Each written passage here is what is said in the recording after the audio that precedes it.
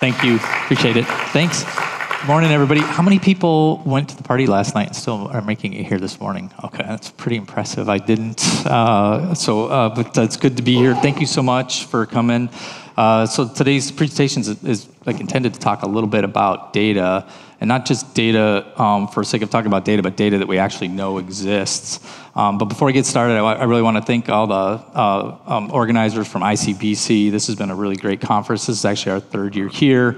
I also want to thank the team that's working with me in Metric for getting us prepared for this. And then I also want to thank all of you again, too, for all the great panel discussions and experiences that have been shared yesterday, and I'm sure there's going to be more today. In fact, as we've been listening to everybody talk this last couple of days, it's really started to solidify some of the thinking that we have around what the potential is here in Europe for a larger scale commercial market that includes more medical sales and also, at some point, adult use sales. So this is the agenda. We're going to, first of all, just kind of talk a little bit about my background and some of the work that we've done creating centralized supply chain data. And then we're going to talk a little bit more about how that data actually gets transitioned into actionable insights. So we'll actually share a little bit of information from inside the system that we utilize, and then transition some of that into some thinking about how that might actually look here in Germany. And then start to maybe prognosticate a little bit on what a market here might look like in Germany. So I know, and we've heard it like quite a few times this week, that there's like I think a sense of disappointment and skepticism around the path that Germany has charted for itself, especially since April of this year, when we all were kind of thinking this time last year when I was presenting at the same conference that there was this potential for a very large German market that would then also start to encourage other member states within the EU to take up more cannabis policy. But after April, I think everyone, and like we took a hard look at it too, saw this big market potential, which we knew was going to be challenging, really shrink and almost get kicked down the road a little ways, where we were really starting to get concerned about how soon this was going to happen. And so my background, so you know, is both in government service, but also in the private sector. And in government service, I was the director of the Colorado Marijuana Enforcement Division in 2013, going into 2014, when we first started adult use legalized sales there in the country.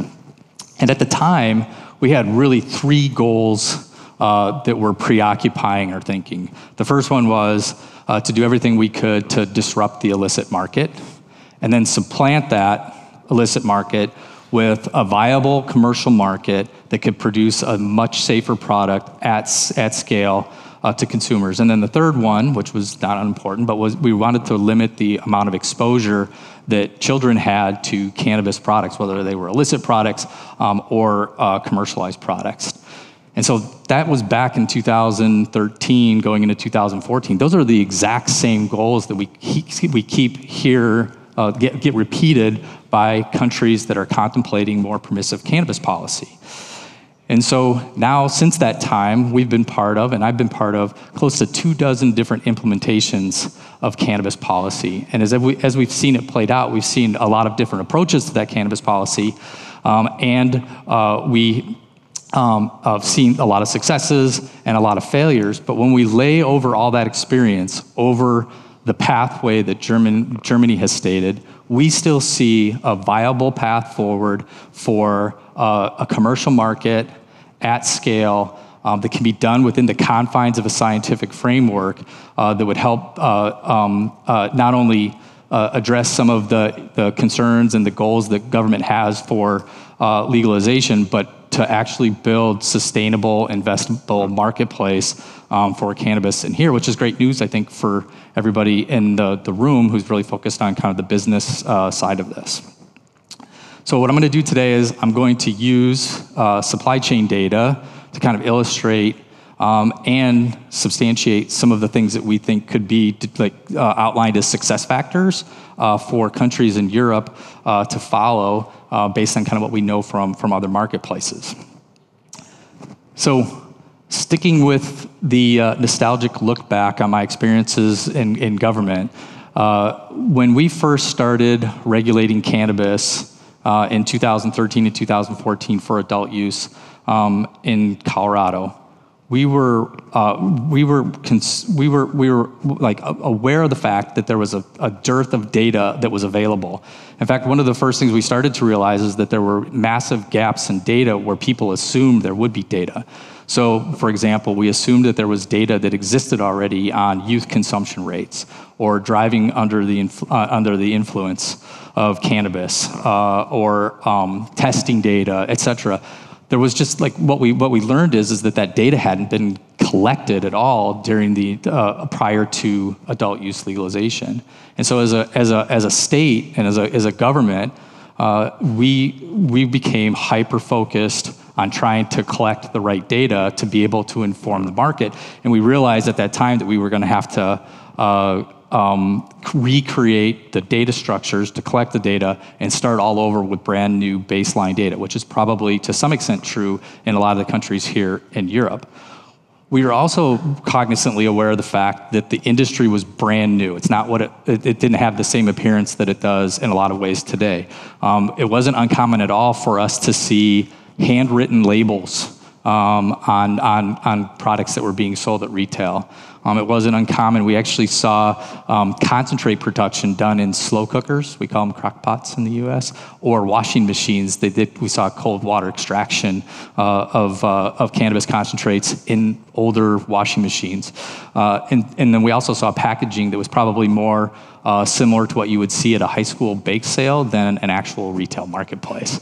And so there was a lot of business aptitudes that just didn't exist at the time. And so we knew that this would be challenging for this new marketplace and the actors within the marketplace to actually be able to comply with a comprehensive set of regulations. So we needed a tool. We needed a tool to have some visibility into the supply chain, and we needed a tool to help start collecting data so that we could describe what was happening in the marketplace to the population writ large, to demonstrate that there was some credible, and then also be able to compare and contrast some of that data to showcase what was happening in the industry. We also were really cognizant of the fact that government success in this area of public policy is indelibly tied to the business success, and so we wanted to make sure that the tools were available for small and medium-sized businesses to be able to comply. And what we landed on was supply chain tracking.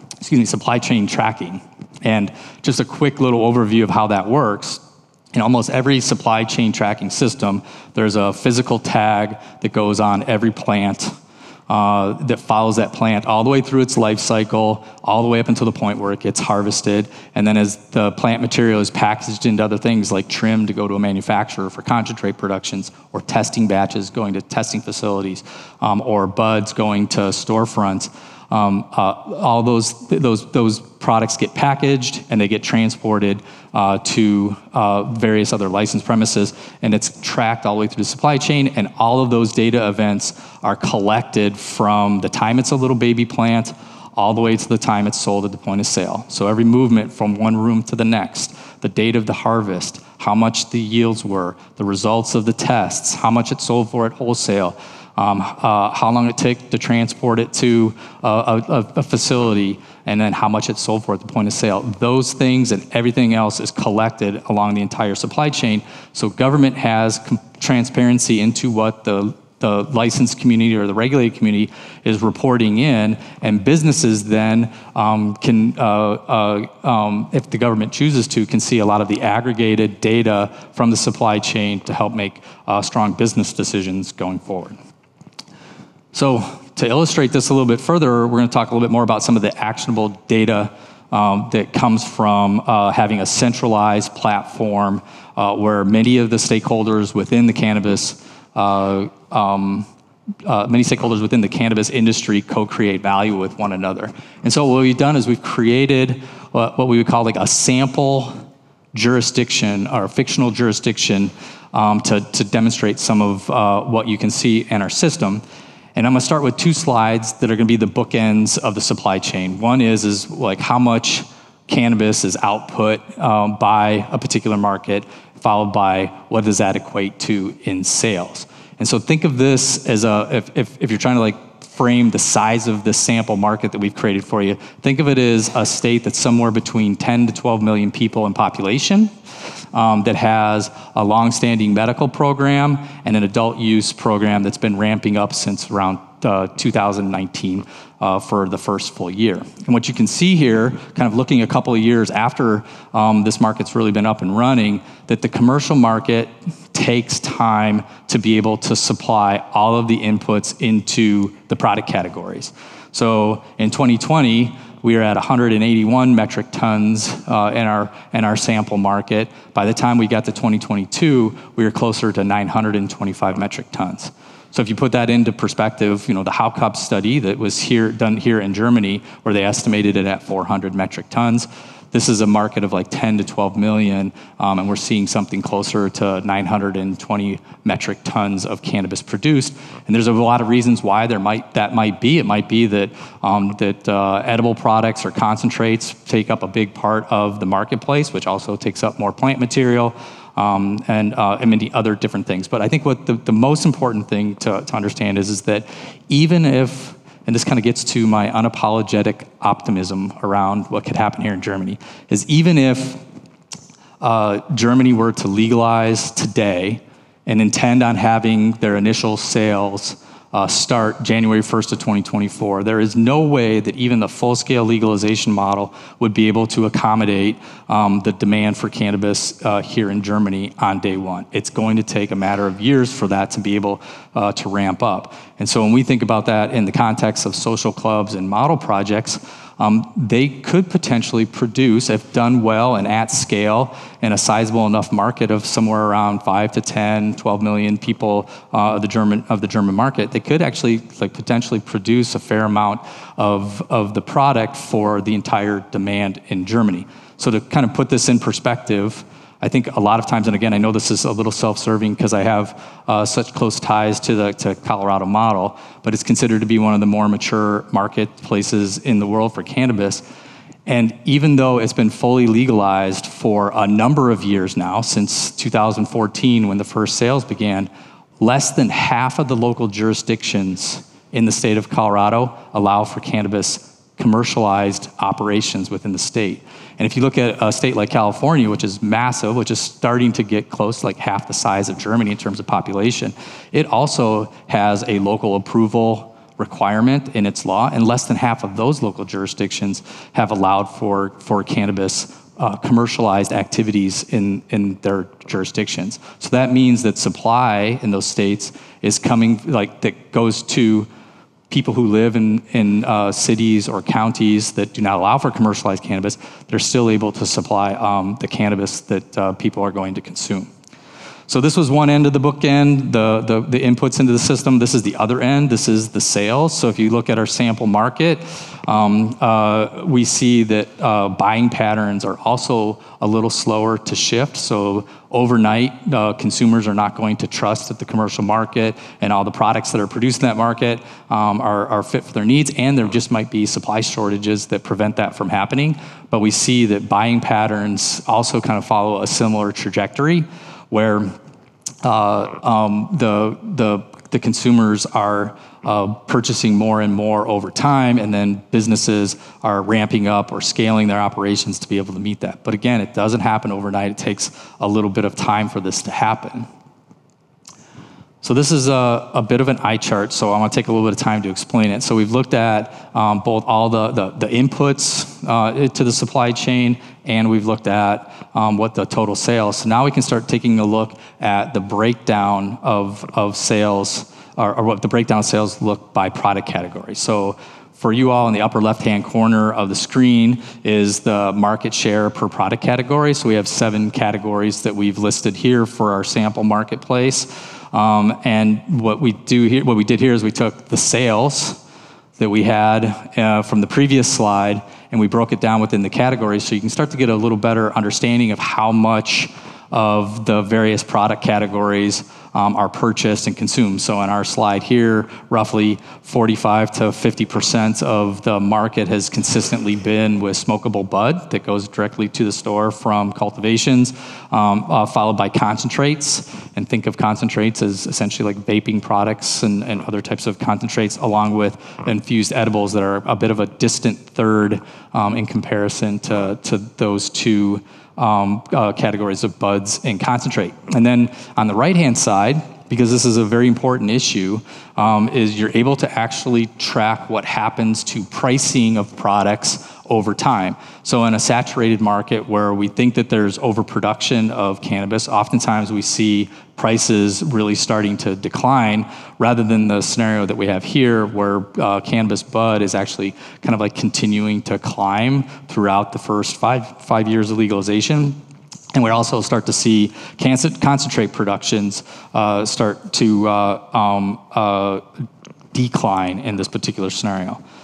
Now, don't know exactly why that is, but this is giving us some information to kind of like indicate that there's a change or a shift in the marketplace. I'm just going to go back here to this slide real quick. Speaking of the product categories, the graph at the bottom is just kind of charting out, how sales in each one of those product categories has changed from the early inception of legalization all the way to 2023. Here we just kind of take a closer look at the buds and concentrates. And what's happened with those over time, because they seem to be kind of like competing with one another for market space in this particular sample market that we created for you here.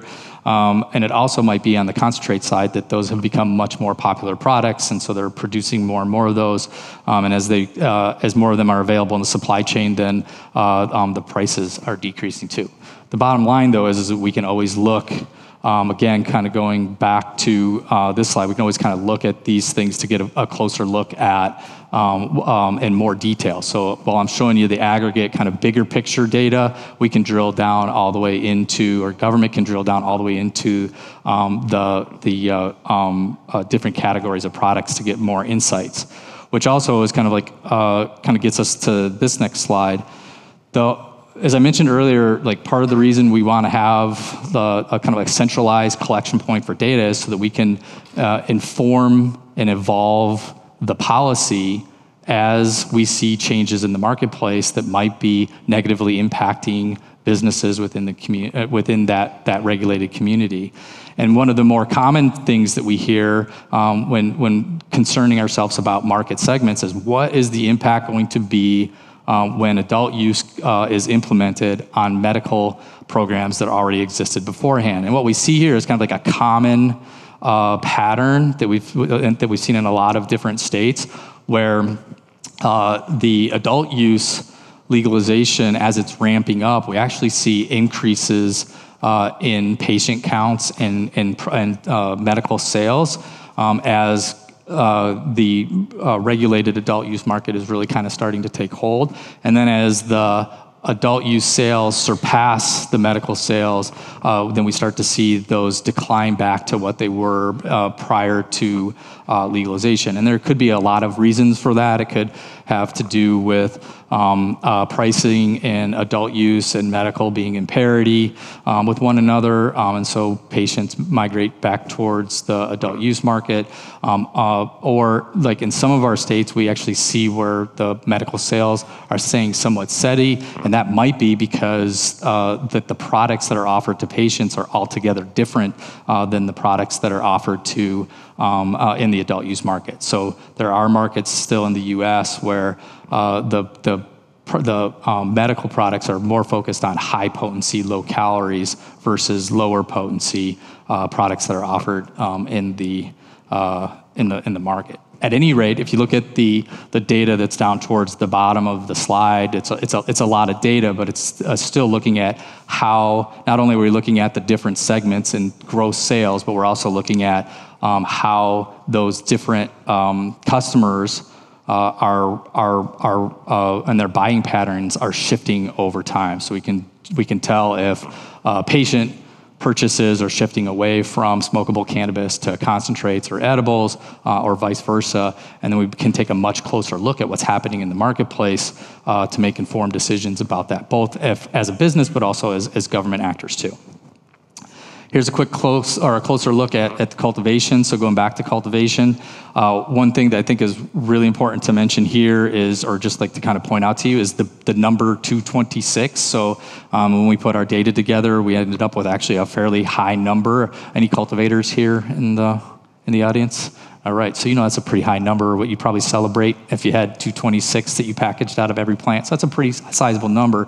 But again, this is like intended to be directional and give us an insights into what the marketplace looks like. So this is along the y-axis is 2018 to 2023, and across the x-axis is January to March, and this is a heat map. So the lighter the color, the less the yields were on average during that month. The darker the color, the higher the yields were. And if you look at this from a different perspective, you'll see that almost every September and October, there's this massive spike in the number or the amount of yield per plant. And that almost always has to do with that being the time of year where outdoor cultivations, which are included in our sample jurisdiction, are harvested, and they tend to have a little bit higher numbers. So the takeaway from this, though, and what's really interesting, and happy to talk more detail with anybody in the room about this later, is we did an analysis on what this might mean for social clubs.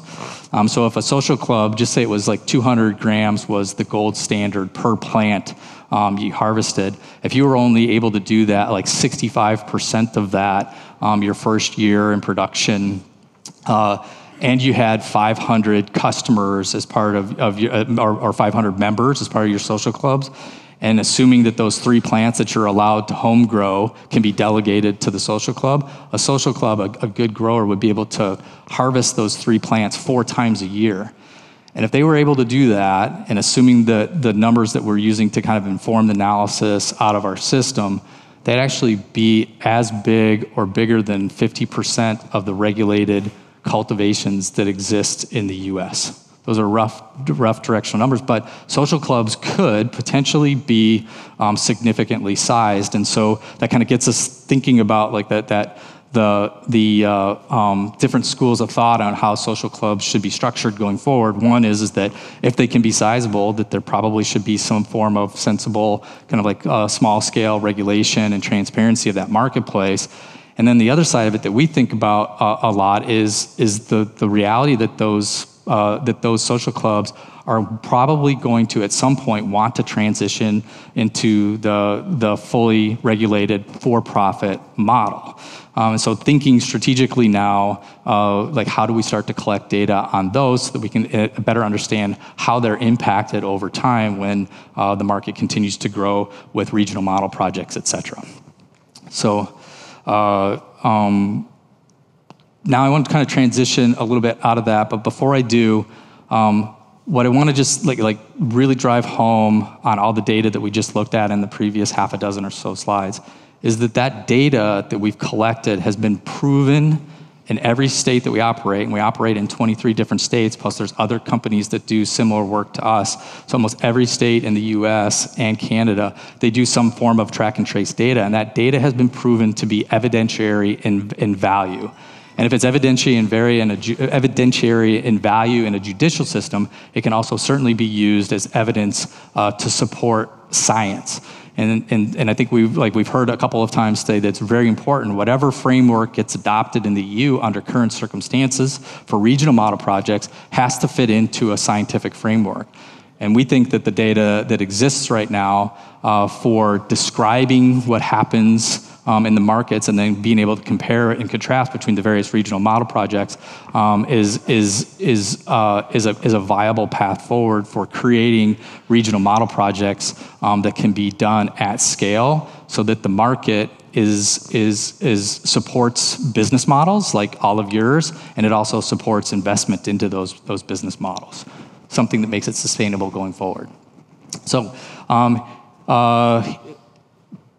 getting into the thought experiment on Germany, and to kind of elaborate a little bit more on what I just shared, we took some sample data from our system, and we randomly plugged it into Germany, kind of like pretending that Germany's been legalized, or we've been tracking cannabis data for the last 5 years.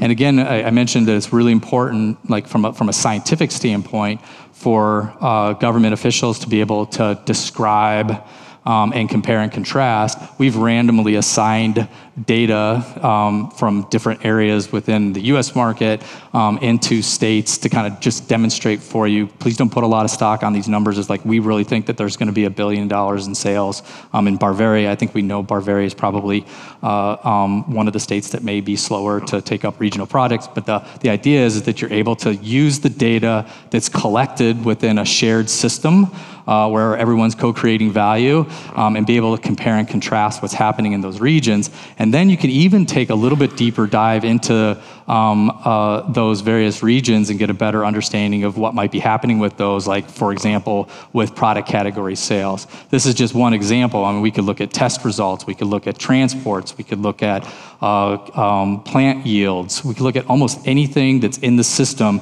and we can start to be able to compare and contrast what's happening within those jurisdictions. And we think this is a very important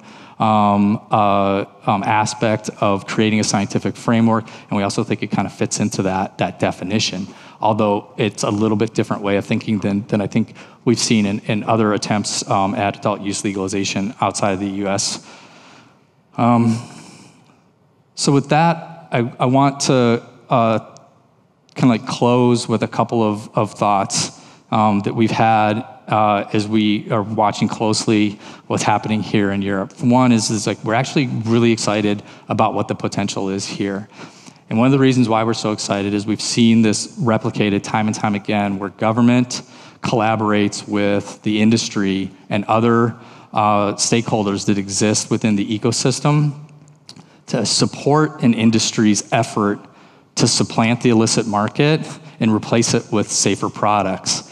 And we've been able to see government balance the regulatory requirements, not always, but like in some cases be able to balance those regulatory requirements with the business needs. Like some of the businesses have been successful, and while we recognize, and we're not tone deaf to the reality that the market in the US and North America in general is definitely experiencing some hardships along with some of the other economic downturn that exists. But we do know that if you have the right data structures in place, they can help to inform that policy when things are a little bit tougher and able to right-size the regulation over time. No matter what happens, you're not going to get the regulations and the laws correct the first time, so you have to have the right data there to be able to inform how different actors within the market are being impacted. And you can do that at the same time collaborating and partnering on what's important to protect youth and public health within the market. And so we've seen traceability platforms work successfully in a lot of different markets.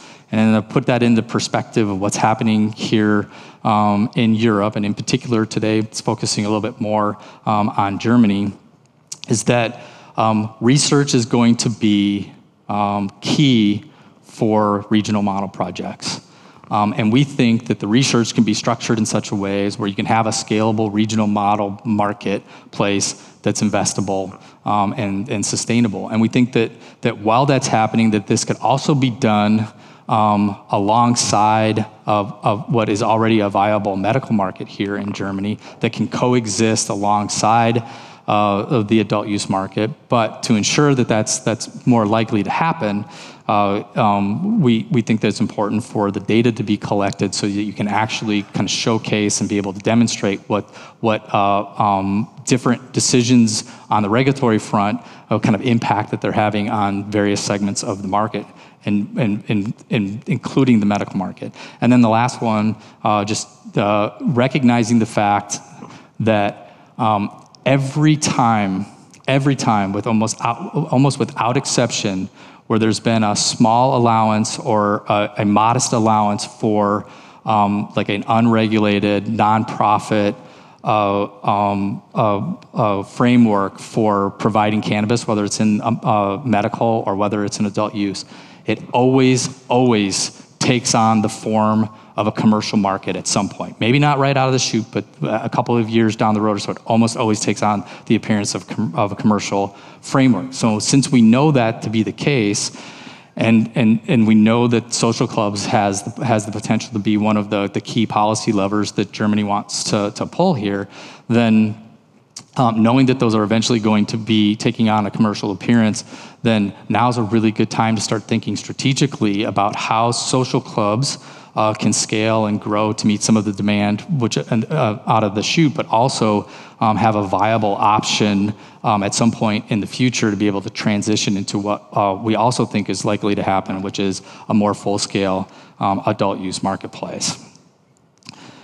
And I'll close right where I started, which is our experience tells us that government's successful implementation of cannabis policy is tied very closely to business success. If businesses are not successful in a regulated framework, the perception is, because it's grounded in reality, is that the government wasn't successful. And so we have to have both of those entities among another couple of different sets of stakeholders that exist within the ecosystem around cannabis regulation to be able to work together and collaborate for the common good, the public health and safety concerns, but also the important aspects of creating a sustainable market where businesses can thrive over the long haul. So I want to thank you again for your time today. I think I'm really close to being right on time for where we were. And I want to thank you again for all being here this morning, waking up early. I really appreciate you. And to the extent that we can elaborate on any of the data that I showed today, I'm happy to meet with people one-on-one and share some of our dashboards and some of our data and expand on some of our thoughts. We're also happy to hear pushback and different opinions on how we think this might go. Again, I'm the unapologetic optimist in the room when it comes to what we think is possible, but it's grounded in a lot of the experiences that we've seen watching cannabis regulation unfold in a couple dozen different jurisdictions. So thanks again for the time. Louis Koski.